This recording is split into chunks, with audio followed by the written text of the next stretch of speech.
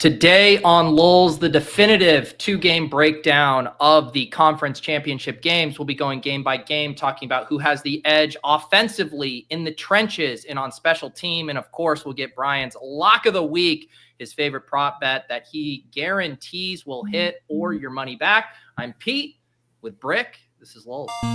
Does he think? I think he thinks this. He thinks this is a go. Vegas Dave thinks this is a go. Hot naked girls doing yoga. What? Why don't you just win like a man? Random.org. Type in 1 for yes, 2 for no, and let the DFS gods pick for you. And I'm absolutely begging you not to dupe us. Please don't dupe us.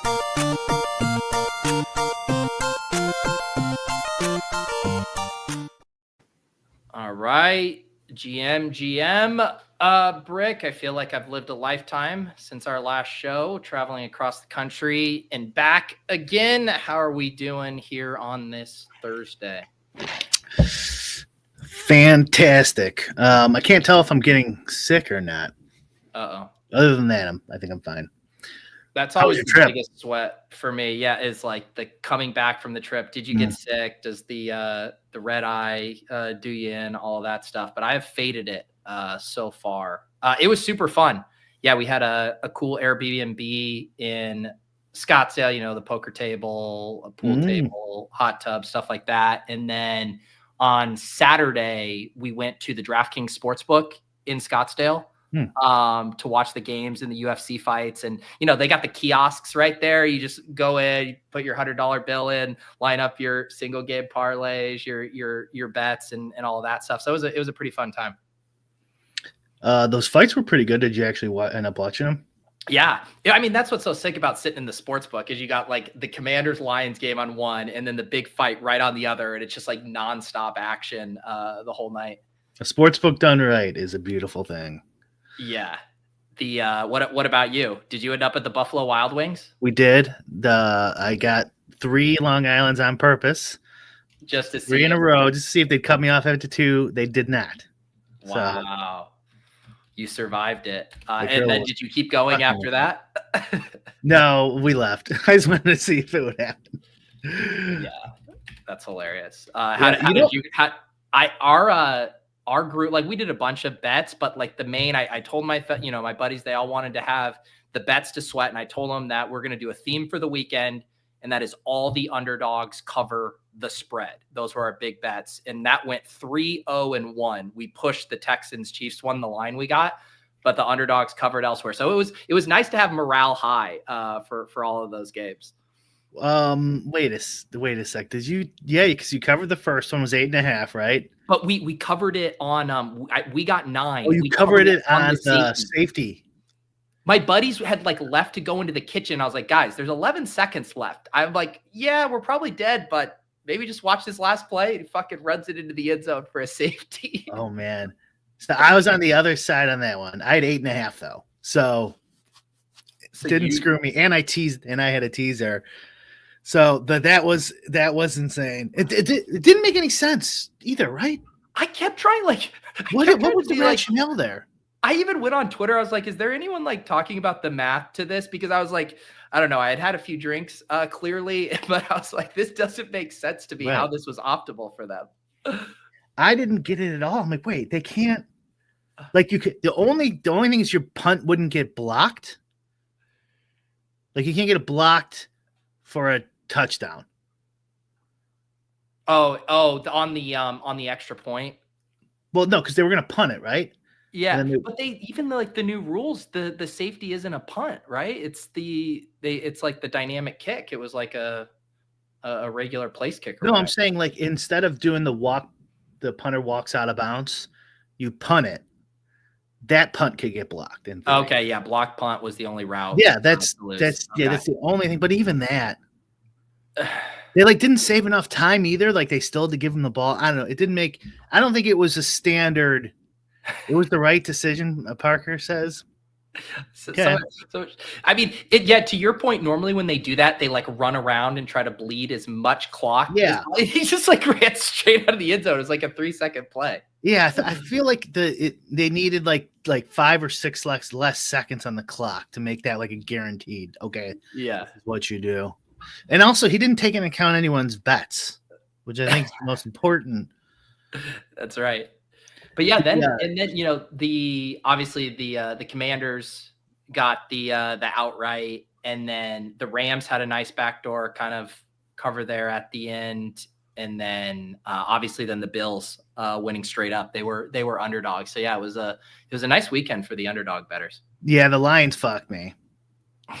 That was you had Lions to cover too? We had Lions, we had Chiefs, and the Rams. Okay, so you were on the Rams. Yeah, so 2 out of 3, which doesn't really help. No. That Lions, man. Do you think Washington has a chance? Yeah, I think they do. To me, like because they have a quarterback so good, I just think they're like more live than the teams that are balanced. They have a really good defense that get them there. It's just like Jaden Daniels can put that team on his back in a way that I think keeps them in every game. I feel like there's like a 20% chance Jaden Daniels is RG3, or we don't hear 2 years from now. You're like, man, I would have traded my whole team for him, but now no one even wants him. Here's the thing about that analogy. We do hear lots from RG3, who has one of the most prolific Twitter accounts you'll ever see. Twitter's great. I love this. Like a guy I've never seen in the comments with the biggest Eagles avatar, just because you're right. Like they don't have fucking right. Chance, bro. They're not fucking right. They're gonna beat us. Fuck off. Over. It's nice though, Brian, that we still have the Laundry Bro demographic watching our show. The Laundry Bros. They love LOLs. Yeah, what is it? So they have no chance, and the line is set at -6. So Eagles fans can make generational wealth by taking a second mortgage out on their apartments and betting it on the Eagles money line. There you go. Financial advice. Well, from Reese Fly. Bills Commanders, though. That's what we want, right? I wrote that up in the Fantasy Life newsletter today. I was ranking the Super Bowls that I wanted to see. And number 1 is Bills Commanders. Yeah. And I was really torn about 2 because I think it'd be fun to have the Commanders, but that would mean Commanders versus Chiefs. And I don't want to see Chiefs. So I put Bills Eagles as number 2. Okay. Chiefs Commanders 3, and then Chiefs Eagles, the absolute nut low. Yeah, that's the right order. Off my screen. Yeah, that's the right order. Because you also don't want to see the Chiefs beat the Commanders. That won't be. No, fun. Chiefs win like 12-3. That's the thing, because the way I described it in the newsletter was that matchup would be high risk, high reward. Like if Jaden Daniels pulled off the upset over Mahomes, it'd be like pure euphoria. But it's also just like the Chiefs is the battle-tested playoff team that just come in there and they're like, yeah, Jaden Daniels, your first rodeo. Sit back down. We'll see you in a couple of years. That would be a miserable watch. Isn't it amazing? You watch more sports than I do, but you're also trending towards my sort of view on sports, but like it's so easy to get back into the Laundry Bro mindset when you're out with your buddies watching the game. There's people around, and like when Mahomes did his flop, and like stuff like that, you're immediately back into like, oh, I can't believe it. Yeah, where logically, like, what do you give a shit? No, I completely know what you mean. Like, I am so dispassionate when I watch, like obviously if I have a good DFS sweat, I kind of get locked in, but like, 98% of my football viewing is like very chill and very detached. And then you're with your buddies, like just watching a game locked in, and like every single play feels like life and earth, giving chest bumps and, all this stuff. And it's like, it is fun to like tap into that, but I cannot imagine living like that every single Sunday or whatever. Yeah. Well, it actually sounds kind of fun, honestly. I wish I could. I feel like, it's just a certain type of person. I think they're called idiots, but a certain type of person who can just get worked up like that. It's like their life, but it is fucking fun for that brief moment. That's really what gambling is really. It's like you cannot get a better value for your $20 than that scenario right there. Absolutely not. It just like the not like when we were at the sports book and just like you have the Lions game on, and then, the UFC with the undercard, it's just like fights just keep coming. And there's like the perfect amount of time between the fights to like go to the kiosk, figure out what your angle is, and bet it. It is, that's a really fun, we've now done that. It's the perfect sports book one. Yeah. Because it gives you enough time for you and your buddies to go, okay, should we go this guy or should we go that guy? I don't know. And someone's Googling shit. Yeah, like, oh, he's won 3 in a row. Where's he from? Where's he from? Dagestan? Oh, fuck, we got to bet him. I got talked off of, again, I don't remember what fight it was. I think it was one of the heavyweights. And so I was just doing like my bro science. I'm like, normally those heavyweight fights, those can end in one punch. Let's do like first round knockout. Right. And my buddy looks it up and he's like, this dude has the most submissions of any heavyweight in like UFC history. Like the way he wins his submissions. So we're like, all right, we'll bet, him to win by submission or whatever. And it's a first round TKO. That was like plus 1200 or plus. God. If he never would have intervened, I would just been like, yeah, first round knockout by the big guy. But that shit is fun. So it was a big L for the Liberty Bros, by the way. This Moicano guy is like a Twitter Liberty legend. The fighter who lost the main event in like 3 seconds. Really? I wasn't aware of his what are his tweets? Yeah, like because after he wins fights, he's like famous for quoting economists and talking about inflation and shit. And he had like this whole speech ready that he shared on Twitter. Yeah, so of course I lost a little money on him, but he was like plus 800 or something. It was I'm pretty sure he was a fill-in. I love how like NFL post-game, like if it was a meme, it would be like NFL post-game interviews are like a LinkedIn post. You're like, I just want to thank God, all my coworkers. And then like UFC post-game interviews are just like the dark web and like True Social, like just like the weirdest shit that would never get said on the sideline of an NFL game gets said. Yeah, that's true. I think the NFL could take a little cue, honestly, from something, man. It's strange that they run it like exactly like when I was 8 years old. It's the same fucking exact same product. They interview the coach, and like you get pros like Andy Reid who'll do it with a smile and stuff. But it's like, why are you bothering this man? Well, I'm sure there's an element too of like the way stuff works in team sports is you are often speaking on behalf of the team. And, you're like, I don't want to make my coaches look bad. I don't want to make my other teammates look bad. But when you're just a solo UFC fighter, you're like, it's just me, baby. It's like me and my trainer. Like, I'll fucking say whatever I want. I guess the counter to that would be like, do you ever hear interviews like that from golf or tennis players? But those are such buttoned up sports respectively that it probably doesn't lend itself to really fun interviews. Different personalities go into those arenas. Although Djokovic got some criticism. I mean, if Dana White said, stop saying all this crazy shit and you're not going to get any fights, people would button it up. So right. Sure like he loves it because that's like what builds the character and the storylines and all that. I think it's great. Did you watch the Yuri Jamal Hill fight?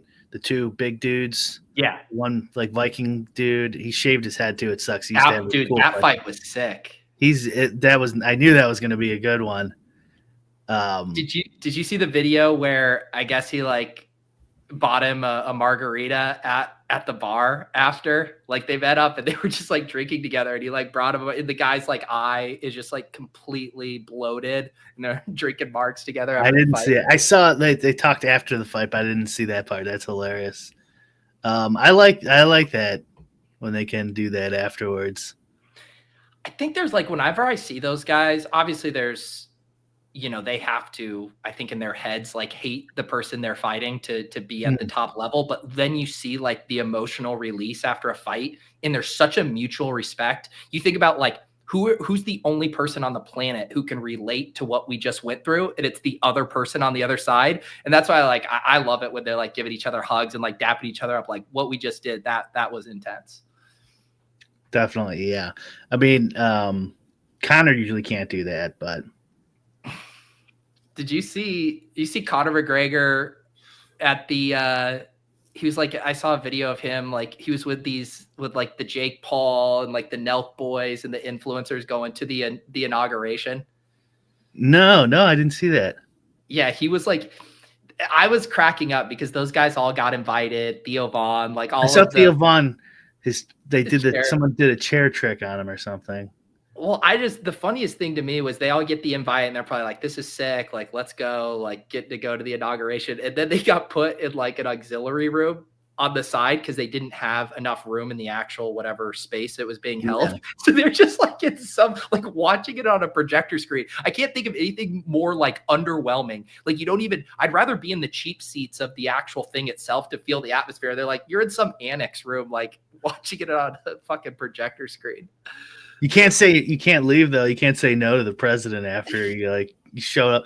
I wonder, because I'm assuming he was supposed to be outdoors and there's probably like a whole section for him that made sense outside, but not in. That's true. It is just funny to think about some of those things where, some of those people are just such massive celebrities. Like in any other venue, they would get, red carpet treatment, front row, all of this. But you're like you're in like a government shuttle bus and then taken to like a room that would be the equivalent of like overflow for an 8th grade, piano recital to watch. It's just like everyone's the same when it comes to government stuff in that regard. Mm-hmm. There's only so much room. It's only so much room. I didn't get to see all those fights though, because once we came back, we weren't at a sports book where you gotta go in between. And what we missed. What did we miss? Oh, we bet over. This is one of those great bets you could do with your buddies. We did Goff over a half-yard rushing. God, did he get it? I don't even remember. And I fucking had the fight on when he got it. Oh, you didn't even get the sweat equity out of it? We were back at home at that point, and we were upstairs, so I have one TV upstairs. And so we were finishing a fight, and then we came back, and he already fucking got the goddamn thing. But that's one of those bets where, Goff's not going anywhere, and the whole time you're all frustrated, but he can get it up to the last second. One of the things, with our friends, we've learned how to optimize the sweats for the most fun. We used to do no interception, or like you were saying, half yard. And it's just you're kind of waiting around the whole game. Whereas now you do something where you're going to get bang for your buck. Since we had Texans to cover, we did Joe Mixon rush attempts, the over being they keep it close if we get the script. So then you're cheering every single Joe Mixon rush attempt. They're keeping it close. And then it's you actually have something to cheer for every play instead of just being I need this one thing to happen at some point. That's true. But Goff is kind of the same way, because every pass attempt he could run it. Every pass attempt, you're just fall forward. You're 7 feet tall. Just fall forward. But you get none of the satisfaction. Every single one of those dropbacks just ends in you being That's true. Yours is better, because even if he gets a carry -4 yards, you count. That counts. That's an attempt, baby. Yeah, that's a good one. Rushing attempts. What else do you got? I like these optimized buddy bets. We did some underdog ones. I made 4. So the other thing I learned, when I'm by myself, I'm sliding the shit. I'm just doing give you a 50x or 100x or whatever. But with them, I wanted to optimize for actually hitting on some of these. So I only did 2-leggers. I did a touchdown one for each game where I picked one touchdown scorer. Yeah. So I did Travis Kelce and Joe Mixon in the first game. That hit. Both of them scored. I did Jamison Williams and Terry McLaurin for the second game. That hit. We did I did one that was one play only, Jane Daniels' longest reception and Jahmyr Gibbs' longest rush. Both of those hit. So I had a little theme for each of those, but trying to make them as simple to hit and to sweat as possible. Okay, that's not bad. Yeah. Unders are never fun, usually for buddy bets. What's another? Oh, well, my buddy does. He gets too excited and just bets too much shit, and then you're okay, I need this possible scenario of under rushing yards here, but we need to score too. He needs to catch the ball, but not for this many yards, and it needs to score. And it's you can't win all these bets. You got to keep it fucking simple. That's you got to get the bets semi-correlated. Yeah. But then one of the fun things about then doing a touchdown score on the other team where you're all right, if they do score, let's have a sweat in it. Like we need it to be Travis Kelce if the Chiefs, even though we want the Texans to win. So it's basically like every snap you have something to root for, and it's all semi-correlated with like the macro of what you need to happen in the game. This is an account I could get behind, Pete. This what we're talking about right here. So like how to optimize like that entertainment. A buddy that tout who just gives like, this is the fun. Like if you're going to the bar with your buddies, here's some good bets. And here's how you root for them.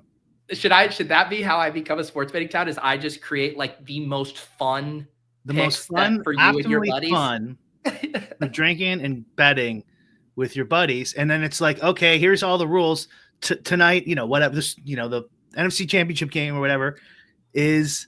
These 3 bets are the most fun if you're gonna bet.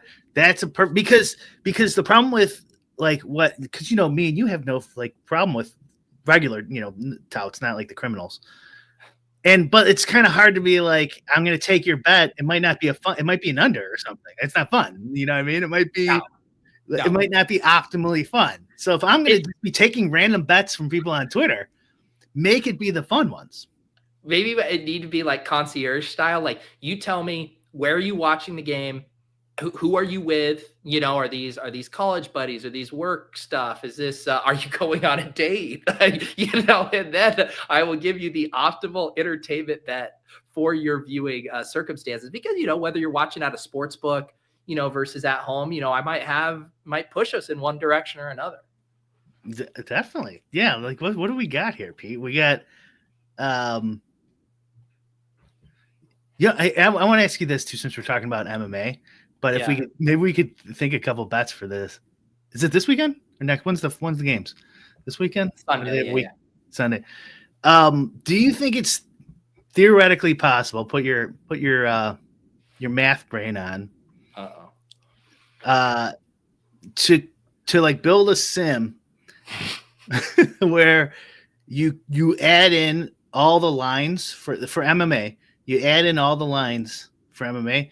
And you could enter 150, like you can't lose neutral EV, like you'll get your $3,000 back from sports betting by hedging. You see what I'm saying? Like you have like 45% of this fighter who's 7,000 salary, but he's plus 700. Yeah. And you're while you're iterating through all the iterations of your DFS sim and the fights. It's also counting all these different bet options, first round knockout, blah, blah, blah. So what you're saying is like you would basically create your DFS, set of lineups, and then you would run that through a sim that would tell you like if you want to like get perfect like equilibrium on like break even, like bet these sides or props, and then like you're essentially free rolling the upside on winning the tournament. Exactly. Yeah. So like you'll get $3,000 back in sports bets, or whatever, your EV over the long run, you can't lose. I'm telling you, for some reason, I think it's possible. It's possible. Because you know what I'm saying? Like if you bet like a first round KO in this scenario, there's so much EV that will gain you in DFS. Right. Well, I often think of that too. Like, sometimes I'm doing like a scroll down click in an underdog battle royale draft, and it's like pretty thin. Even on this divisional round, I took a couple Khalif Raymond shares, and I'm like, I should probably just go bet Khalif Raymond anytime TD, Khalif Raymond ladders or whatever, because it's going to pay out like the same as if I win the big BR, if it's that much of a long shot. That actually can make some sense because you could do it post. You can. After you draft and you have all the information in your opponent's lineups and stuff, you have more information. Where DFS, you're still guessing, right? You still have to guess what your opponents are going to do and then how you should react to it. So it's still more of a guessing game. But it would definitely be impossible to do that live while you're drafting. Right. You're like, okay, if I take Khalif Raymond here, I could go bet his under yardage for Sunday, and then but I'm telling you, there's Dan thinks I'm crazy, and he just doesn't want to say it because we talked about this.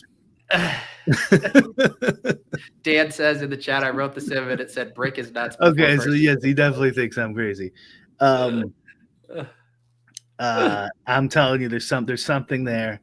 I would love to see Nerdy's list of like sim projects. You know, when I listen to you guys do your sim show, and it's like 8 different things that I don't even think Nerdy is that financially incentivized to work on. No, he's doing it because he likes doing it, or he's interested in solving problems.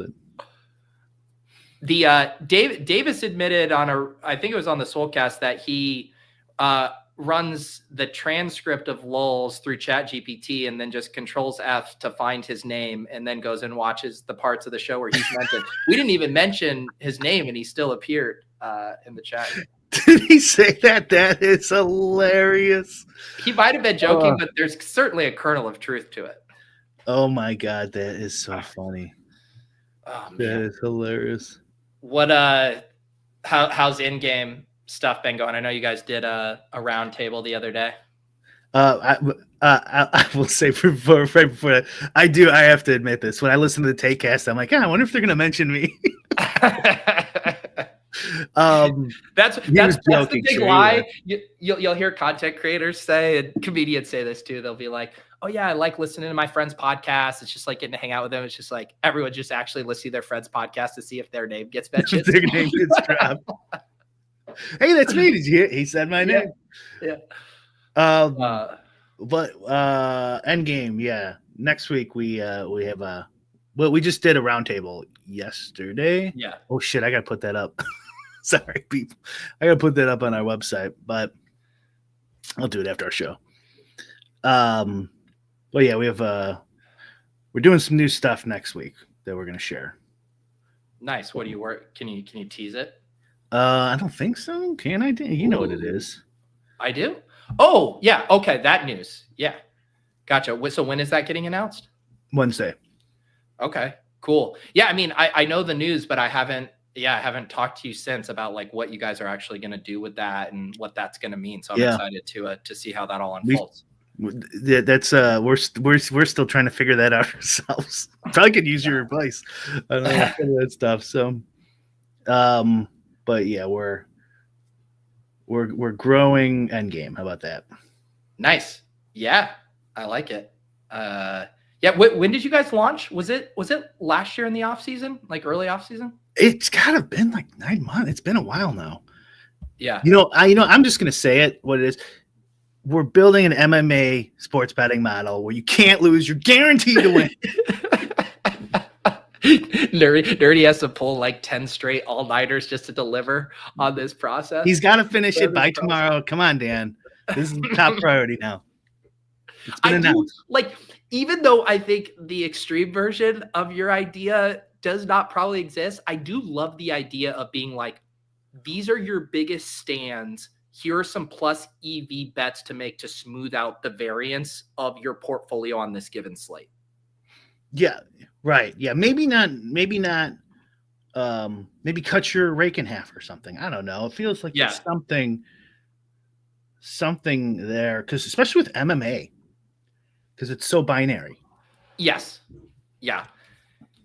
And there's other things too where you're like, to that same thing. Like, say you have a pretty contrarian MMA lineup that could position you to win first. Like, if you just like rolled over the money line, I assume you have like 3 dogs in that lineup. If it has really good first plays, if you just roll over the money line on those 6 fighters, like how close are you getting to the total prize for a GPP depending on your unit size? Yeah, like a first round knockout from a super low owned cheap guy. How much does that gain you if that event occurs?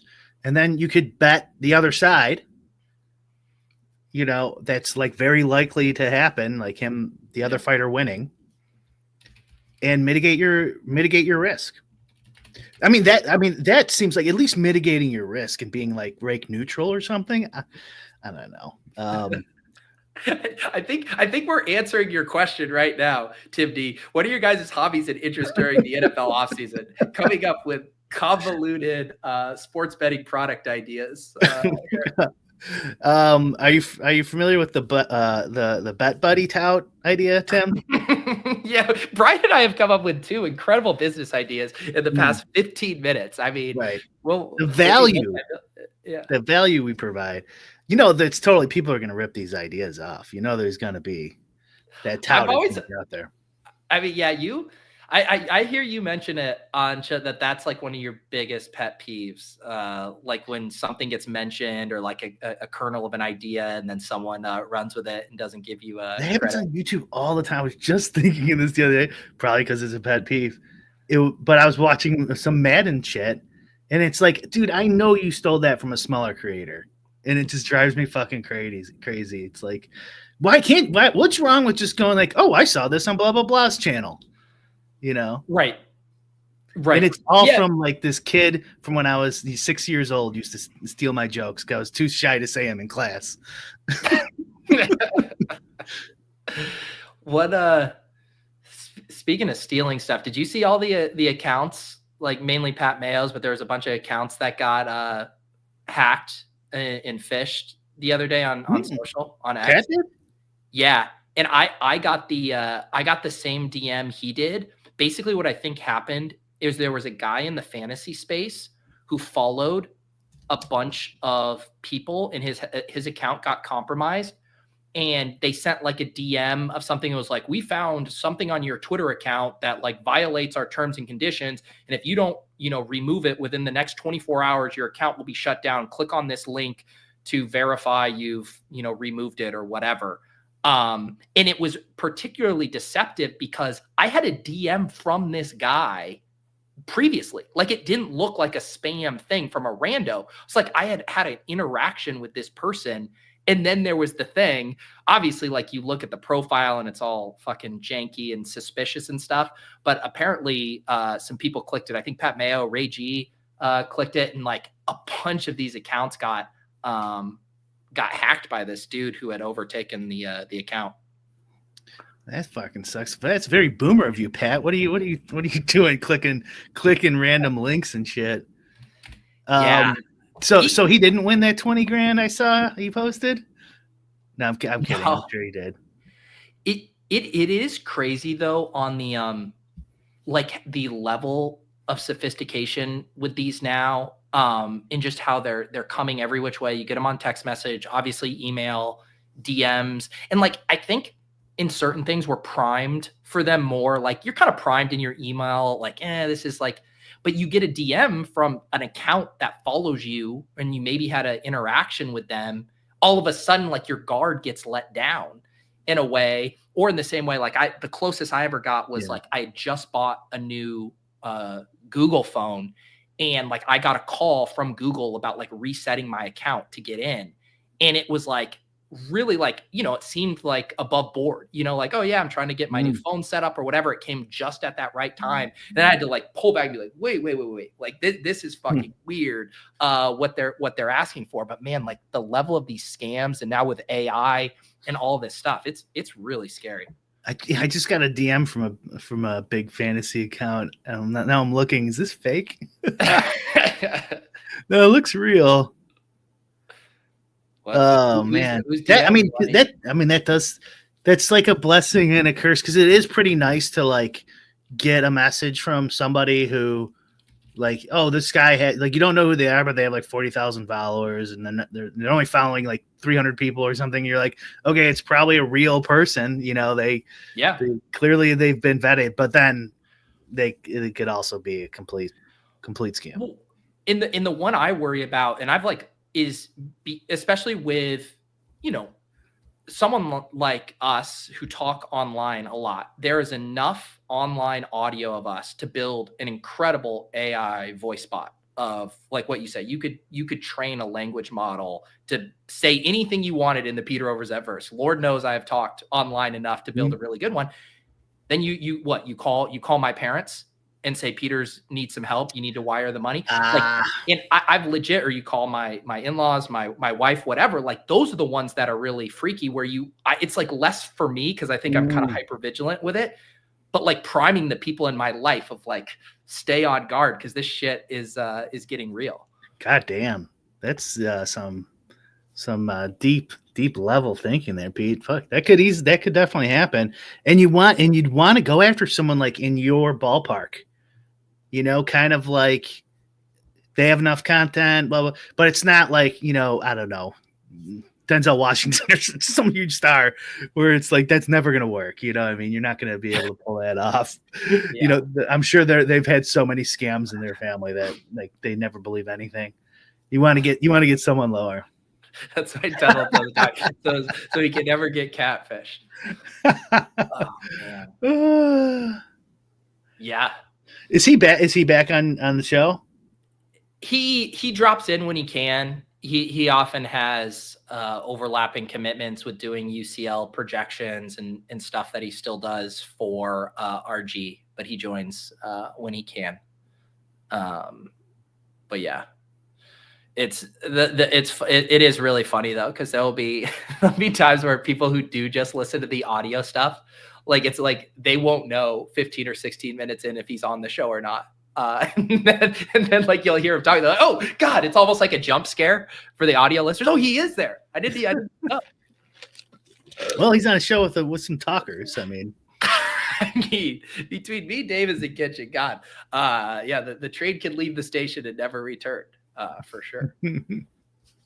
Oh man. So what other off for you? Like someone asked like the off-season hobby. Like for me, my workload definitely shifts with how much NFL stuff I do, but I feel like your stuff is pretty balanced across a bunch of DFS stuff, obviously in-game business stuff. Like, do you feel like things are going to slow down for you, or is it just kind of business as usual? Well, I've barely been playing NBA. Yeah. And since NFL stopped, I usually go full board. I haven't yet. And I kind of enjoy it. And more times I see these tweets of like Jokic getting ruled out after, right before lock or right after lock, and then, the thanks DK or thanks NBA tweets and stuff. It's just like, I would have had 60 out of 150 dead lineups right now, and I don't have to worry about it. And if they're not bringing back, if they're not going to do the no late swap stuff. Yeah, it's been like, because I play like the draft, I don't know, like 20 to 30 teams, maybe 3 slates a week for like on Underdog, where I'll get like my sheet going and have fun doing some drafts. But it has been particularly brutal. I felt bad, last night they're doing the Dog Bowl qualifier, the live final for the Underdog NBA stuff. And you get a game postponed because of the weather in fucking New Orleans. So you had people and they opened the contest the night before. Right. So people are drafting Bucks. They're drafting Pelicans. Yeah. That news breaks. Now you have people chasing a top heavy qualifier where those teams are like dead on arrival. You've removed like 7 of the top 30 players in the player pool. And it's just like that stuff, both from a fan perspective and from a DFS or sports betting perspective is brutal. I guess in sports betting, it's not as bad because it's like whatever your bet is voided and you move on. But like for fantasy, where you're now handicapped against the teams who, sidestep those landmines, like it is a shitty experience. It sure is. Yeah. I mean, risk wise too, it's something that, the phone shitter bros have no idea, because they just think, if I had 150, I'd win too. But I mean, when you have 150, you're taking on a lot of risk, especially in that scenario, NBA draft, Underdog drafting, long before the games are even announced. They're quick on the trigger for canceling stuff in the NBA the last 5 years or something like that. Nothing used to get canceled, man. You mean like just like a weather related? Yeah, there'd be 6 feet of snow on the ground. They'd still play the games. I mean, NFL, they're not canceled. I mean, you really have to have. They've done a few, man. They've done a few more, right? They did the Bills, or no, they just move them. They go to like Detroit or whatever. Yeah, which is pretty wild. Like even that Rams playoff game getting moved to Arizona. We're just like, this game's getting played. Like, I know you guys like your home field advantage, and I know there's a lot going on in your neighborhoods, but fucking get on that plane and go play the game at Arizona. Yeah. That was supposed to be, was that supposed to be there? It was a home game for the Rams in LA, and they moved it to a quasi home game in Arizona that they still won. So whatever. So who do you got then? Who'd you put? Did you make a prediction in your newsletter for the games this weekend? Yeah. I mean, I'm rooting for Bills and Commanders. I think it'll be Bills Eagles. I do think the Chiefs finally get exposed for their son running this season. Speaking of being hang on? Did I just win the Eagles homers back over by saying I do think ultimately the Eagles will win? Where's the Eagle Abbeys? No, now they'll be like, oh, of course you like them. No, bandwagon fan. 8 minutes ago you said Jaden Daniels had a chance. Fly Eagles, fly, bitch. They're like Davis. They're running the transcript through ChatGPT, and if I mention Eagles, they pop out. Speaking of the like falling right into laundry bro behavior, the Chiefs the ref behavior with the Chiefs. Even though I was betting? Yeah, I was betting the Chiefs. You liked it, and I was like, oh my god, this is ridiculous. Like they really are. They're not kidding. The refs do love the Chiefs. I mean, I generally am not a conspiracy bro, but I was even saying it to my buddies. I'm like, you think the NFL wants the fucking Houston Texans with no Diggs and Tank Dell? They take sacks every other play, penalties every other play. You think they want them in the AFC Championship game versus the team who is like building the greatest dynasty in NFL? Yeah, I don't think so. I was the exact same way. It's like, man, I know this shit doesn't happen, but maybe it does. And then like there was like a couple calls for Houston later on. I'm like, oh, it was becoming too obvious. They had to do a couple makeup calls. Yeah, the makeup call there. That meme of the AI meme of Mahomes kissing the ref is fucking hilarious. That cracks me up. Oh, I did see that. I'm wearing like a little thin on. They're like snuggling. Well, you know how when like GIFs first became a thing and like every reply or whatever, and it was like GIFs is humor. Like that now it's kind of been like normalized as more just like conversation. But for a while it used to be, I feel like the AI Photoshops right now are having a moment where it's like the equivalent of like the GIF in with your grandma and she's like laughing because it's just like, oh man, this hilarious GIF. I don't know, the AI Photoshops are very close to getting played out because it's like every single time I log in, that's all my feed is. I hear that. But done well, it could still be funny. Yes, agreed. I think we've now entered the portion where it needs to have a pretty good fresh spin on it. If you asked me this before I bet on the Chiefs on Sunday and I was drinking beers at a beach. Yes, I go because this is what Let me read it for the audio listeners. So Wilby asked, gun to your head, Brian, do you really think the NFL influences these games? If you asked me before, I would have said no chance. But god damn, that game looked a lot like because it's like too risky. There's so much money on the line. Well, and haven't there been studies that a lot of times what happens too with the home field that there is almost like this subconscious thing with like being a ref and like the fan noise and stuff, like there is this thing of like psychologically you don't want to upset the 50,000 people who are screaming. Like I'm sure there's some subconscious biases, but an actual mandate from the NFL to make calls go a certain way, it's like there's no way. Yeah, it could be like not spoken. Just kind of, not really wink, wink, but you know who we want to win. Well, maybe there's maybe the unspoken part would be there's certain referees who have certain tendencies, and that referee gets assigned to this game knowing their tendencies might play in this favor. Stuff like that. Of course, the Eagles fan immediately, oh yeah. Anytime the Eagles ever lost, it was rigged.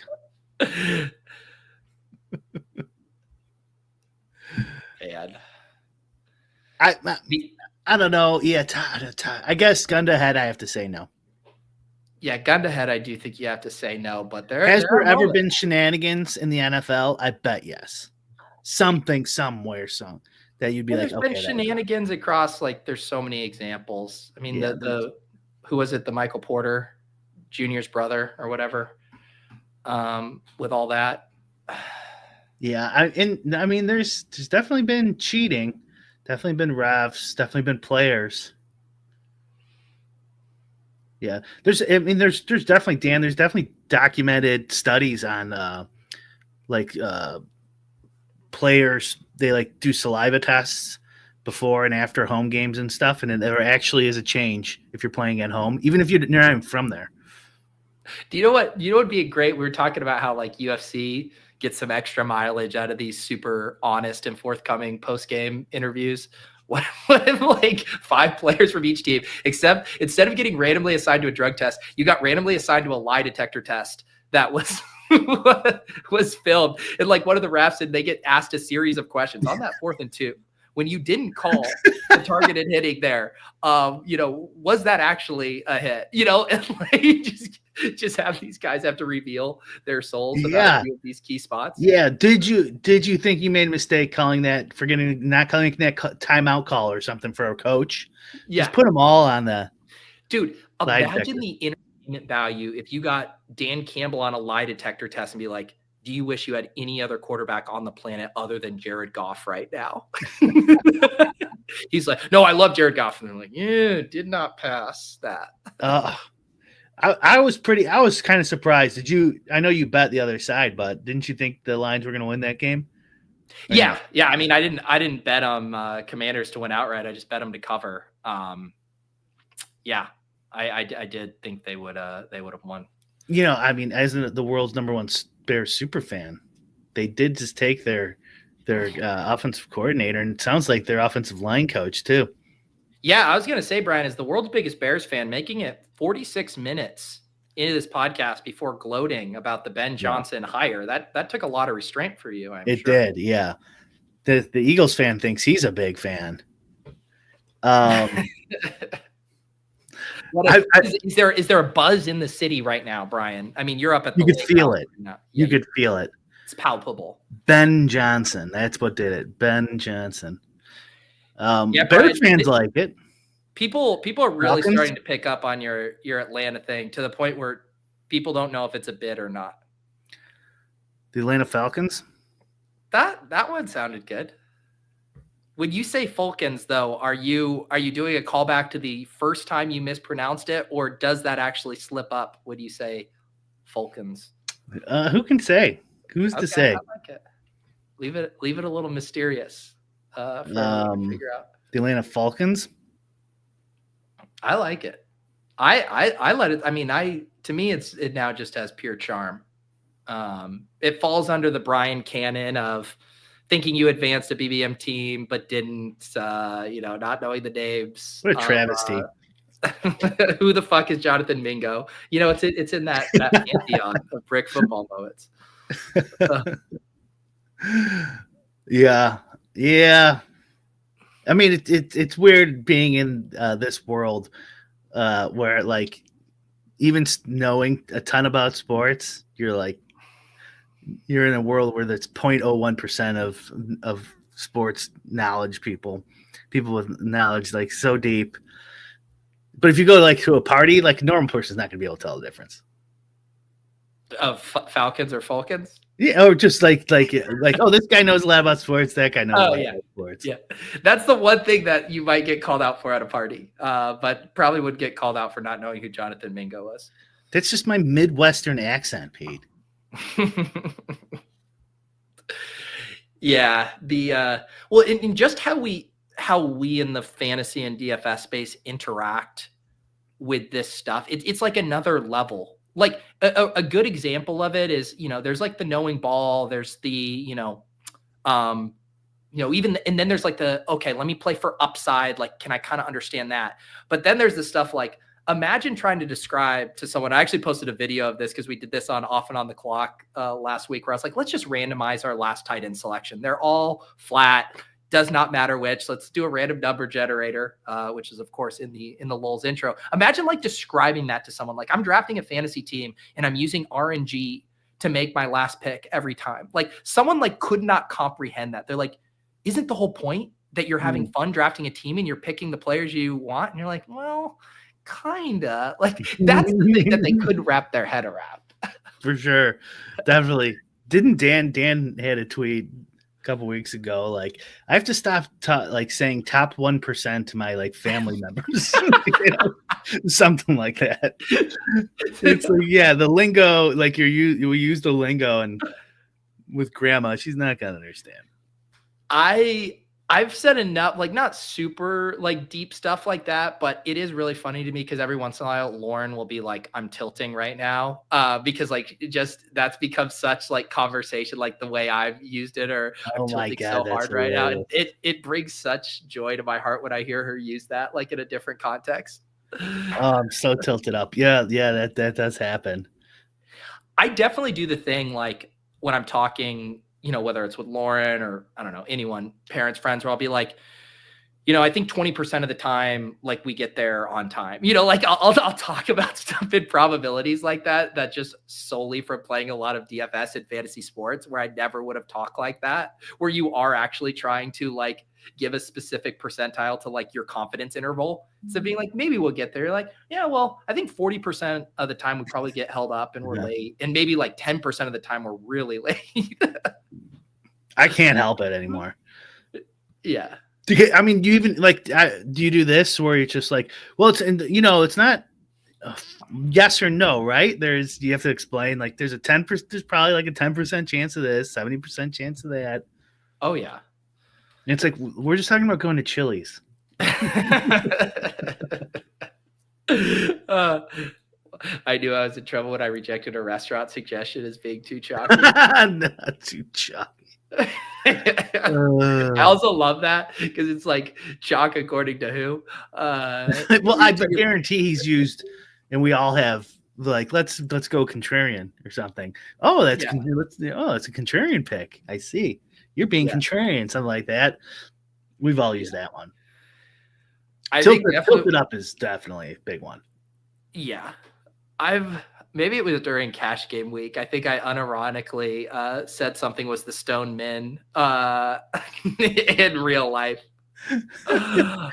I've used the nuts in real life. Yeah.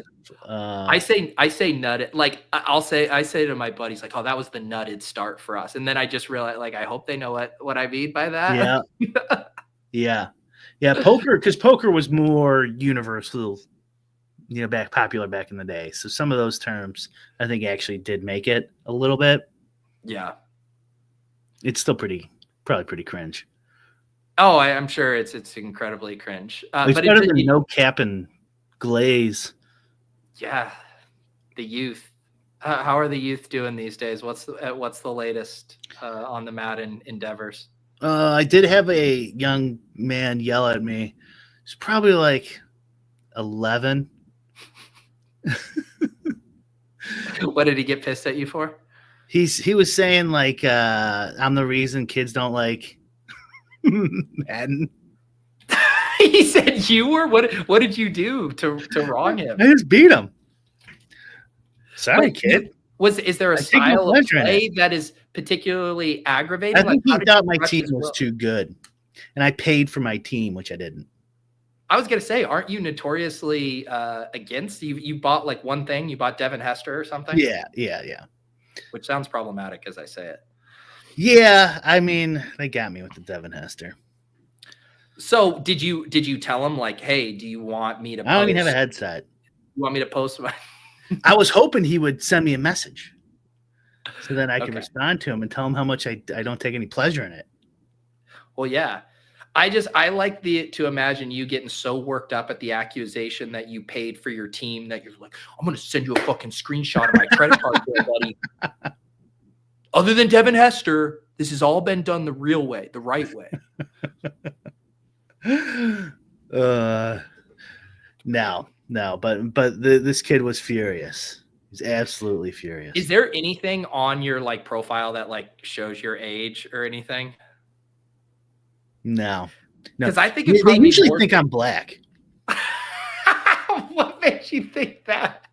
Because they call me the N-word all the time.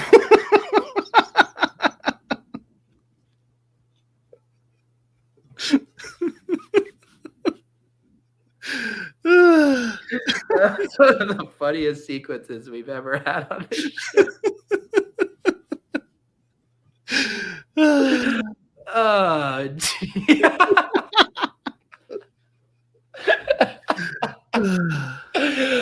my god! I think you should put your age or something in your profile because that would tilt everyone. Oh yeah, tilt everyone even more. I didn't even think about that. Yeah. I take no pleasure in this. Yeah, like, is there anything, because I'm not familiar with the interface, like, can you have a bio? Like, can you say that, like, reshaping? I think you can add like a slogan to your name or something. I don't know. Okay. Yeah, you should explore that. I think you got to maximize your tilt equity with the youngins knowing who you are. Davis keeps saying that he's gonna get that little thing you hook up to your computer, and then I'll get the same one, and then we'll finally stream a game. I can't imagine how bad he is. the premium, take cast episode's really going to take on a new form. You guys are going to go away from talking about like seed oils and ancient governments to just calling each other bad words while playing Madden. I think he needs some pointers. If he's throwing interceptions to the computer over and over again, Davis, you need some practice. I would tune in for that stream to watch you guys play. It would also be funny if you guys put like a non-trivial amount of money on it. Like, I want to see you guys play like heads up for $500. Like, I want to see Davis really squirm with some money on the line. It wouldn't. I'd have to spot him like 30 points or something. Oh, okay. Get the shit talking going here earlier. Depends on how many minutes there are. Yeah. Yeah, set the line. There you go. It sounds like Brian's saying he's like did 4-minute quarters.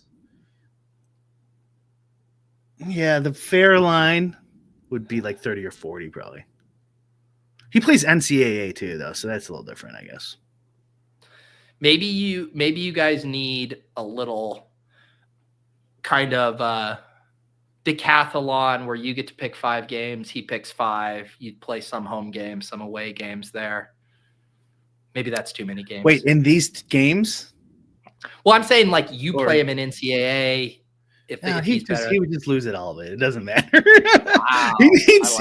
He would need to be good at a different game that I'm not good at. Then that would be a little round robin we can do. Okay. But like, what would that's never going to exist, I imagine. I know. Well, yeah, I don't think any you guys are ever going to take the time to organize something like that, but the people would enjoy it. Yeah, well, I would do it if he gets the thing. I told him he buys the what, I can't remember what the name of it is. You know what I'm talking about. It's like that little. Yes, you do, because it's like a streamer thing where it's like this little Stream Deck. What is it called? A Stream Deck? Nah, maybe. I don't know. I can't remember what he's called. Okay, I don't know what it is. I'm not part of gamer culture. All right, I can't handle the glazing that goes on in those communities. No cap? No cap, dude. Just one cap. One cap, no cap. We got some people drumming up likes for us. Appreciate it, Buffalo War Pigs. Wilby, hit that like, y'all. If you're here for the first time. I'm sorry, we didn't, Brian, as the show winds down, I did promise everyone that we were going to do a game-by-game breakdown. Oh, we could do that really quick. We got a minute and a half left. Okay, Commanders, Eagles. We're going Commanders. We're going Commanders here. Hey, earmuffs, that the Eagles Avi guy in the chat, earmuffs here. We're going with the Commanders here. James What's a fun bet? What's a buddy bet that someone can do on the Commanders Eagles game? Okay, I think Jaden Daniels rush yards is pretty fun. I think it's set at like 54.5, and I think maybe you ladder it up. You do it at like 54, which I think his like design run rate is up massively in the playoffs, and then you ladder it, and then you add on an anytime touchdown to it. Are we talking same game parlay or just two separate bets? Yeah. Same game parlays, notoriously good bets. Oh, yes. But this is about fun. Optimizing for fun, not EV. Especially if you have the DraftKings subscription where you get even better odds on your same game. Did they actually go through with that? Does that exist? I don't know. All right, Brian, you said people are going to be able to tune in for an announcement. We've done an announcement of an announcement coming from in-game next Wednesday. You'll see it on Twitter or whatever. And then I think we're going to have, I think we booked, is it next week or is it the week after? One of these weeks we booked Joe Holka is going to come on. He's heard us talk a lot about the content, the cappers in the content space. And he has a lot of experience, both behind the scenes and doing that kind of content. So figure that will be a fun conversation to have. And then I think we're going to try to get Yuta on in a bit too, when he's back from his travels. He is doing a little a little traveling, but then when he's back, he'll come on. I think all the guys are going to come on. Look at that. Probably one at a time. All right. Beautiful. Appreciate you guys. We're actually switching now that we're in the off season. We're doing ship chasing in the afternoon on Thursdays instead of the evening slot. So we're doing that at 3 p.m. I know people were curious of some of our playoff sweats. If you guys want to come and hear us talk about the playoffs, that'll be at 3 p.m. Eastern. And then tomorrow I'll have Off and On the Clock with the Badge Roast. We'll be doing the actual conference championship preview. But Brian, I think we need to keep fleshing out this Buddy Bets idea. We need to first come up with a better name. I'm not kidding. It's a good idea. And I forgot, I'm doing Davis's stream right now too. So if anyone wants to hop over. Are you guys doing a sim stream? Sim stream. Wow. Final sim stream. You know what? I just had not gotten the enthusiasm to draft the BRs for this slate, but the sim stream could probably get me in the right mindset. The people are sick for this stuff, Brian. This BR that is, only 4-person drafts because it's the smaller slate. It's already 60% full. And it's Thursday afternoon. Like, NFL is so king. It is insane. Underdog, how much baby. people love drafting. Underdog. Yeah. All right. Go watch that. And we will see you guys next time on Lulz. Deuces.